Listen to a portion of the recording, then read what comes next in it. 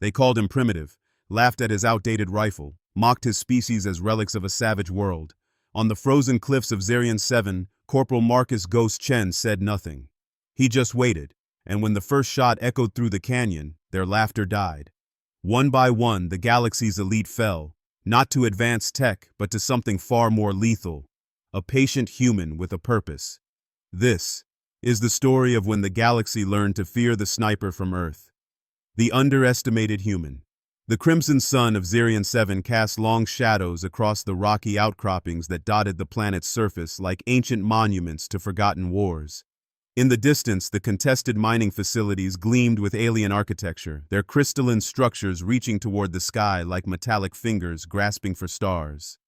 This world had become the testing ground for the Galactic Coalition's newest military exercise, a demonstration meant to showcase the combined might of three dominant species in the galaxy. Commander Vextar of the Vorthak Empire stood on the observation platform, his 8-foot frame covered in biomechanical armor that pulsed with energy signatures.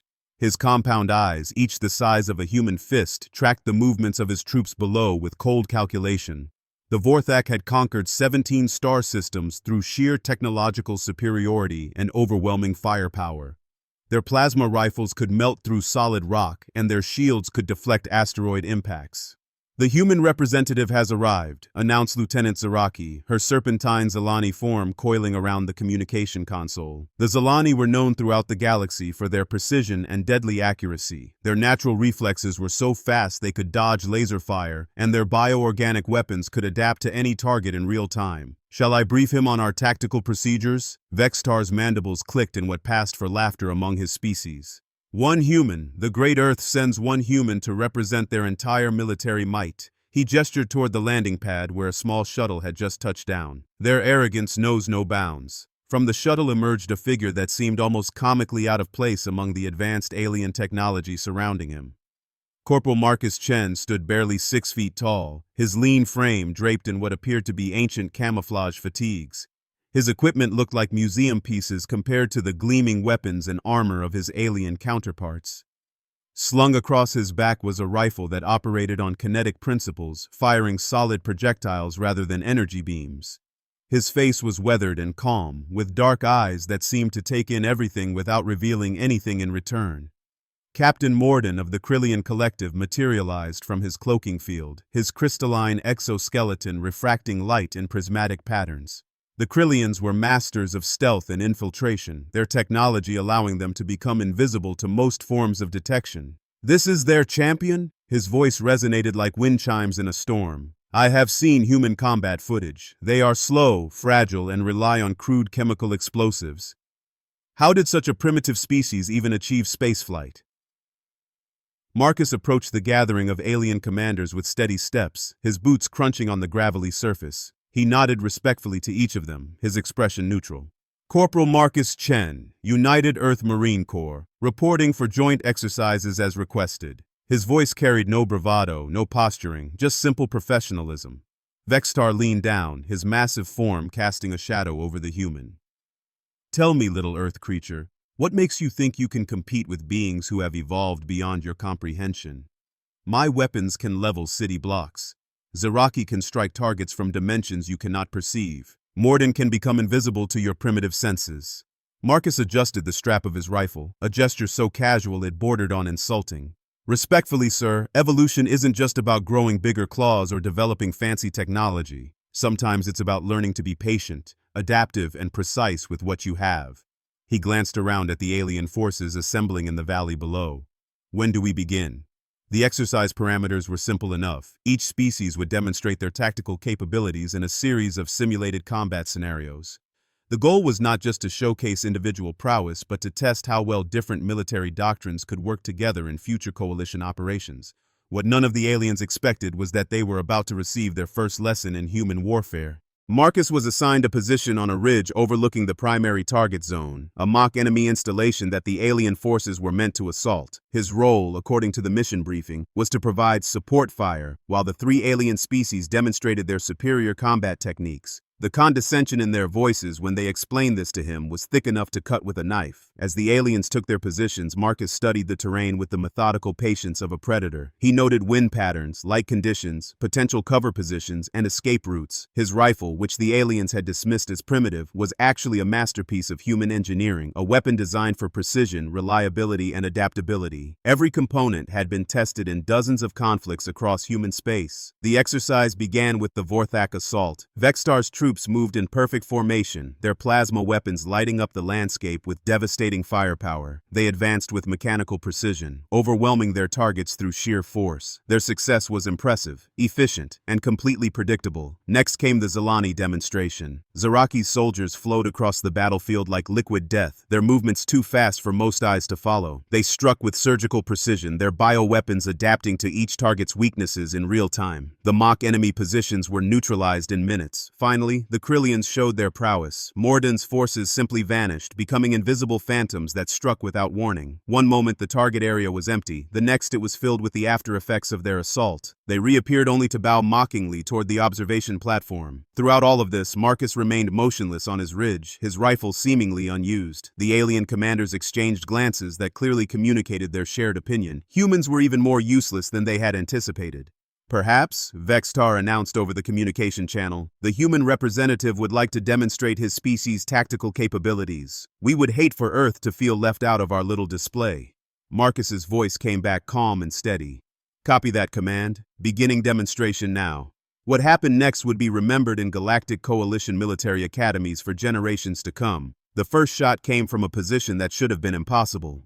Marcus had somehow relocated without being detected by any of the aliens' advanced sensors. The kinetic round struck a Vorthak heavy weapon emplacement with such precision that it disabled the weapon without harming the operator. The soldier stumbled backward, looking around in confusion as sparks flew from his now useless plasma cannon. The second shot came from an entirely different angle. This time, a Zelani infiltrator who had been moving in what they thought was perfect concealment suddenly found their bioweapon's neural interface severed by a bullet that had somehow threaded between their armor plates with millimeter precision.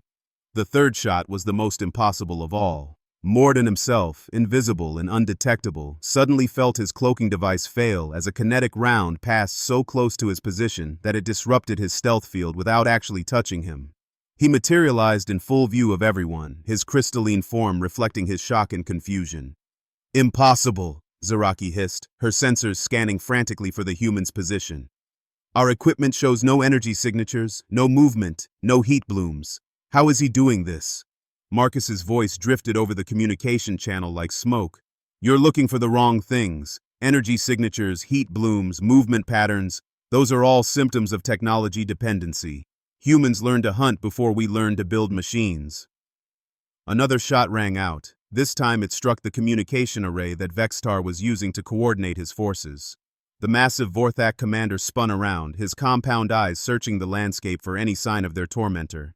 "Show yourself, coward!" Vextar roared, his voice echoing across the valley. "Face us with honor." Honor, Marcus's voice seemed to come from everywhere and nowhere at once, is a luxury that dead soldiers can't afford. On Earth, we have a saying, the enemy you can't see is the one that kills you. The demonstration continued for another hour. Marcus moved through the battlefield like a ghost, never appearing in the same position twice, never leaving a trace that the aliens' advanced sensors could detect. Each shot was a lesson in precision, patience, and the kind of tactical thinking that couldn't be programmed into even the most sophisticated computer. He disabled weapons without killing their operators, demonstrating restraint. He struck from impossible angles, showing adaptability. Most importantly, he did it all with equipment that the aliens had dismissed as primitive and obsolete. By the time the exercise ended, every alien force had been effectively neutralized by a single human with a rifle that their technology couldn't even properly detect. The silence that followed was heavy with implications that none of them wanted to acknowledge. Marcus finally appeared on the ridge where he had started, his rifle slung casually across his shoulder, as if nothing unusual had happened. He keyed his communicator with the same calm professionalism he had shown at the beginning. "Demonstration complete, Command. Ready for debrief when you are." The three alien commanders stood in stunned silence, their earlier mockery replaced by something they rarely experienced: uncertainty. They had just witnessed something that challenged everything they thought they knew about warfare, about technology, and about the strange species from the small blue planet called Earth. As the crimson sun began to set over Zerion 7, casting the landscape in shades of amber and shadow, one thing had become terrifyingly clear to the assembled alien forces. They had been wrong about humanity, catastrophically, dangerously wrong. And somewhere in the gathering darkness, Marcus Chen settled into a new position, his rifle at the ready, prepared to teach them just how costly that mistake could be. The hunter becomes the hunted. The night that followed the demonstration exercise brought no rest to the alien forces on Zerion 7. In emergency command centers hastily erected across the rocky terrain, three species that had never known defeat found themselves grappling with a reality they couldn't quite comprehend. The human had vanished into the darkness like smoke, leaving behind only questions and a growing sense of unease. Commander Vextar paced within his command dome, his biomechanical armor clicking with each heavy step. The Vorthak had built their empire on the principle of overwhelming technological superiority, yet a single human with primitive weapons had made their most advanced systems look like children's toys. His compound eyes reflected the glow of multiple displays showing empty sensor readings, each one a testament to their failure to track their target. "Report," he demanded, his voice carrying the edge of barely controlled fury. Lieutenant Kravex, his second-in-command, consulted a series of holographic displays with nervous gestures. "Sir, we have deployed 17 sensor drones across a 50-kilometer radius, deep space scanners, thermal imaging, electromagnetic pulse detectors, quantum signature analyzers. All readings are negative. It's as if the humans simply ceased to exist." Vextar's mandibles clicked in frustration. "Impossible. No biological entity can simply disappear. He must be using some form of cloaking technology we haven't encountered." In the Zalani command structure, Lieutenant Zaraki coiled around her bioorganic interface, her serpentine form tense with concentration. The Zalani prided themselves on their predatory instincts, their ability to sense prey through electromagnetic fields and pheromone traces. Yet somehow, a human had moved through their territory without triggering a single biological alarm. "Sister Commander," her aide whispered in their native tongue, "our pheromone trackers have found something unusual." The human's scent trail stops abruptly approximately 2 kilometers from his last known position, not fading, stopping, as if he learned to control his own biological emissions. Zaraki's forked tongue flicked out, tasting the air for traces of information her sensors might have missed. "Impossible. No species can consciously control their biochemical signature to that degree. Continue scanning." The Krillian approach was different, but equally futile. Captain Morden had deployed his most advanced stealth units, soldiers who could phase in and out of visible reality like living ghosts. If anyone could track an invisible enemy, it should have been his crystalline warriors. Yet they returned to base camp with reports that made no tactical sense. "Captain," his lead scout reported, his prismatic form shimmering with uncertainty, "we found evidence of the human's passage, but it follows no logical pattern. Footprints that appear and disappear randomly, broken vegetation in impossible configurations. It's as if he's deliberately confusing our tracking algorithms." Morden's crystalline features refracted his growing frustration into rainbow patterns. "Explain impossible configurations." "Sir, we found evidence that he somehow moved through solid rock formations without disturbing them, crossed water without leaving ripples, and climbed vertical surfaces that our physics models say cannot support human anatomy. Either he possesses technology we cannot detect, or what? Or human capabilities have been severely underestimated in our intelligence reports." The three commanders convened in a joint holographic conference as the planet's twin moons reached their zenith. The irony was not lost on any of them that they were using the most advanced communication technology in the galaxy to discuss their inability to locate a single human with basic equipment. "This is unacceptable," Vextar began, his image flickering with transmission interference. "We represent the most advanced military forces in the galaxy. We cannot be outmaneuvered by a primitive biped with kinetic weapons." Zaraki's serpentine form undulated with agitation. "Perhaps we should consider that our intelligence on human capabilities is incomplete. Their species has survived and thrived on a planet with conditions that would kill most galactic life forms. Maybe we've been looking at this wrong." Morden's crystalline voice carried a note of something his species rarely experienced, respect tinged with fear.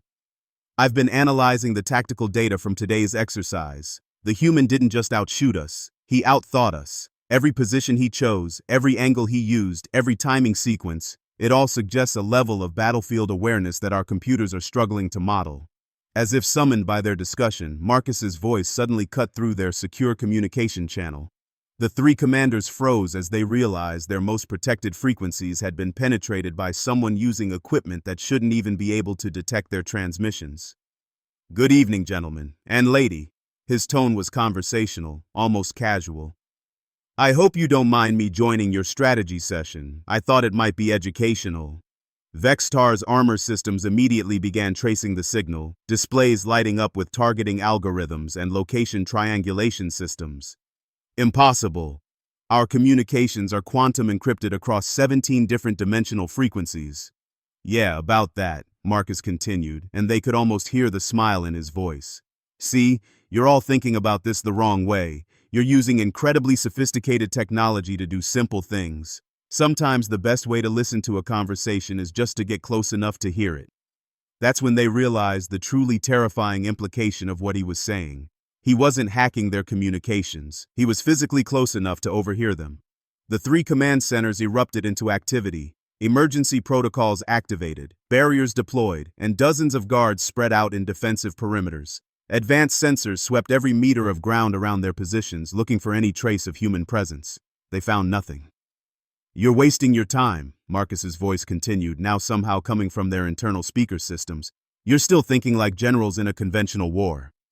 But this isn't a conventional war. This is what humans call asymmetric warfare. We learned it from thousands of years of fighting enemies who were bigger, stronger, and better equipped than us. Zaraki's biosensors suddenly detected a thermal anomaly directly above her position. She looked up to see a small object falling toward her command center. Not a weapon, but a simple metal canteen filled with what appeared to be coffee. It landed with a gentle thud on her control console, still warm. "Consider that a demonstration," Marcus said. "I could have dropped anything into any of your positions. You have the best sensors in the galaxy, and you never saw me coming." The psychological effect was immediate and devastating. Each commander realized simultaneously that their defensive perimeters, their advanced technology, their entire military doctrine had been rendered meaningless by a single human who understood something they had forgotten. Warfare wasn't just about technology, it was about psychology, adaptation, and the willingness to think beyond conventional parameters. Morden was the first to break the stunned silence. "What do you want, human?" "Want?" Marcus chuckled, a sound that somehow carried more menace than any alien war cry. "I want you to understand something that Earth learned a long time ago. Technology is a tool, not a crutch. Weapons are instruments, not solutions. The most dangerous thing in any battle isn't the equipment, it's the mind behind it." Vextar's massive form trembled with barely contained rage. "You mock us with your primitive philosophy. We have conquered star systems with our technology." "And yet," Marcus replied, "right now, all three of your most elite military commanders are huddled in their bases, afraid of one human with a rifle. Tell me, Commander, how many star systems is that fear worth?" The next several hours became a masterclass in human psychological warfare tactics. Marcus didn't attack in any conventional sense. Instead, he began a campaign of demonstration that slowly eroded the aliens' confidence in their own capabilities. First, he disabled their perimeter sensors, not by destroying them, but by showing them how easily they could be fooled. Motion detectors triggered by carefully thrown stones, thermal sensors confused by simple heat sources, electromagnetic scanners misdirected by pieces of metal placed in strategic locations. Then came the messages. Not threats, but simple statements of fact delivered through their own communication systems. "Guard Post 7 has a blind spot at 37 degrees northwest. Your ammunition depot's security grid can be bypassed through Maintenance Tunnel 4. Lieutenant Kravex takes his coffee break at Joe 300 hours local time and always uses the same route." Each message was accompanied by evidence that Marcus had been exactly where he claimed to be. A photograph taken from inside Vexitar's command center, a sample of Zaraki's bioweapon ammunition left on her desk, one of Morden's stealth devices, deactivated and gift-wrapped, delivered to his personal quarters. The aliens began to understand that they weren't dealing with just superior tactics. They were confronting a completely different philosophy of warfare. Where they relied on technology to overcome obstacles, humans had learned to turn obstacles into advantages. Where they used superior firepower to dominate enemies, humans used superior thinking to make firepower irrelevant. As dawn approached on Zirion 7, the three alien commanders found themselves in a position none of them had ever experienced. They were afraid. Not of death. Warriors of their caliber had faced death countless times. They were afraid of irrelevance, of the possibility that everything they had built their identities around was obsolete. Marcus's final message of the night came as the first light of the crimson sun began to paint the rocky landscape in shades of amber and gold. His voice was gentle now, almost sympathetic. "You're all exceptional warriors," he said. "Your species have achieved things that humans can barely imagine. But you've forgotten something important. Evolution doesn't stop when you develop advanced technology. It just changes direction. Earth spent 10,000 years learning how to survive when we were outgunned, outnumbered, and out-equipped. We got very, very good at it." The communication channel fell silent, leaving the three commanders alone with their thoughts and the uncomfortable realization that the galaxy was a much more dangerous place than they had believed. Somewhere in the growing daylight, a single human continued to move through terrain that should have been impossible to navigate undetected, carrying weapons that should have been obsolete, using tactics that shouldn't have worked. But they did work, and that changed everything. When Earth's children show their teeth. The dawn of the second day brought with it a change in the alien forces that Marcus could sense even from his concealed position 3 kilometers away. The mocking arrogance had been replaced by something more dangerous: desperation. Through his rifle scope, he watched as the 3 alien species began deploying their most elite units, soldiers who represented the pinnacle of galactic military evolution. They were done playing games. From orbit, the Galactic Coalition High Command watched through quantum-encrypted feeds as their most trusted commanders requested permission to use lethal force. The exercise had stopped being a demonstration and had become something none of them had anticipated, a test of everything they believed about warfare, technology, and their place in the galactic hierarchy. Admiral Kethvar of the Coalition Command spoke from his flagship in high orbit, his voice carrying the weight of authority that had commanded respect across 100 worlds. "You have permission to treat this as a live combat scenario. The human representative has demonstrated tactics that pose a potential threat to Coalition security doctrine. Neutralize the target and analyze his methods." Marcus had expected this escalation. As he settled into a new position within a natural cave formation that provided perfect concealment and multiple escape routes, he reflected on a conversation he'd had with his commanding officer before departing Earth. "Marcus," General Patterson had said, "you're not just representing the Marine Corps out there, you're representing the human species. These aliens think they know what we're capable of because they've seen our ships and our standard weapons. They don't understand what makes us human." "What's that, sir?" "We're the species that looked at predators bigger and stronger than us and decided we were going to be the ones doing the hunting. We're the species that saw an obstacle and figured out 17 different ways around it. Most importantly, we're the species that never, ever gives up." Now, watching through his scope as alien special forces units deployed with equipment that could level small cities, Marcus understood exactly what his general had meant. The aliens saw this as a problem to be solved through superior firepower. Humans saw problems as opportunities to get creative. The first assault came from the Vorthak Elite Guard, soldiers who had never known defeat in 3 centuries of galactic conquest. They moved in perfect synchronization, their power armor gleaming with energy shields that could deflect artillery strikes. Their weapons fired plasma bursts hot enough to melt steel, and their sensors could track a target across dimensional barriers. Marcus watched them approach his last known position, their movements precise and professional. When they were exactly where he wanted them, he made his first shot, not at them, but at a natural rock formation above their heads. The carefully placed kinetic round struck a stress point in the stone, causing a landslide that didn't harm the armored soldiers but buried their equipment under tons of rubble. Suddenly, the most technologically advanced soldiers in the galaxy found themselves fighting with compromised sensors and damaged communication equipment. They were still dangerous, but they were no longer invincible. The second wave came from the Zalani Huntresses, elite female warriors whose reflexes were so fast they could dodge energy beams. They flowed across the landscape like liquid death, their bioorganic weapons adapting to any defense in real time. They had tracked and killed prey across a dozen star systems and had never lost a target. Marcus waited until they entered a narrow canyon where their superior speed would be negated by the terrain. Then he demonstrated something that no alien species had ever witnessed: the human capacity for what military tacticians called environmental warfare. Instead of shooting at the Huntresses directly, he targeted the canyon walls with precisely placed shots that created an echo effect. Every sound the aliens made was amplified and distorted, turned into an acoustic maze that confused their enhanced hearing. Their own footsteps became their enemy as the canyon turned into a natural sound chamber that made stealth impossible. When they finally emerged from the canyon, they were disoriented, frustrated, and beginning to understand that they were fighting an enemy who didn't play by any rules they recognized. The third assault was the most dangerous. Captain Morden personally led his Krillian Phantom Corps, soldiers who could phase in and out of reality at will. They were living ghosts, impossible to hit, impossible to track, impossible to predict. They had assassinated leaders on worlds whose names were spoken only in whispers. This time, Marcus did something that would be studied in military academies across the galaxy for generations to come. He turned their greatest strength into their greatest weakness. Using knowledge of crystalline resonance frequencies that he'd learned from studying Krillian technology, Marcus began firing kinetic rounds at specific points in the landscape that created harmonic vibrations.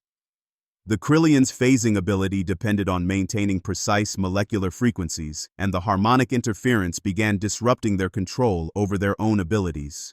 One by one, the Phantom Corps found themselves unable to maintain their invisibility. They flickered in and out of visibility like malfunctioning holograms. Their most feared ability turned against them by a human who had done something they never expected. He had studied them, learned from them, and found their weakness. As the sun reached its zenith on the second day, the three alien commanders found themselves in a situation that challenged every assumption they had ever made about warfare. Their most elite units had been neutralized not through superior firepower, but through superior thinking. Every advantage they possessed had been turned into a liability by an enemy who refused to fight the way wars were supposed to be fought. Commander Vextar's voice crackled over the communication channel, carrying a note of something his species rarely experienced, respect tinged with fear. Human, Marcus Chen, we request parley. Marcus's response came from a position that should have been impossible to reach without being detected. He was somehow broadcasting from the center of their joint command area, surrounded by hundreds of alien soldiers, yet still invisible to their sensors. I'm listening, he said simply. Vextar struggled with words in a language that had no equivalent for what he was experiencing. You have demonstrated capabilities that our intelligence reports indicated were impossible for your species. We may have misjudged Earth's military potential. Lieutenant Zaraki's serpentine form coiled with what her species recognized as submission to a superior predator. Your tactics are unlike anything in our tactical databases. How do you accomplish what should be impossible? Captain Morden's crystalline voice carried harmonics of confusion and reluctant admiration.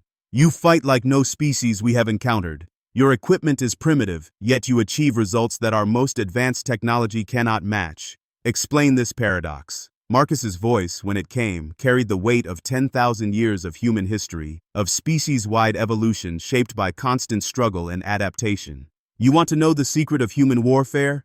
It's not about having the best weapons or the most advanced technology. It's about being willing to do whatever it takes to survive and protect what matters to you.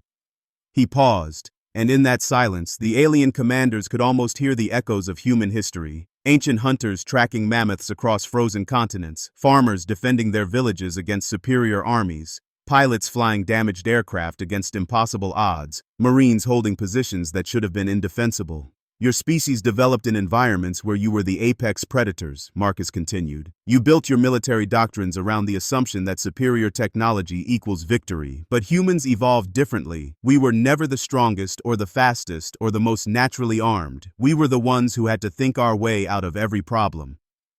You learned to fight against superior enemies by not fighting the way they expected us to fight.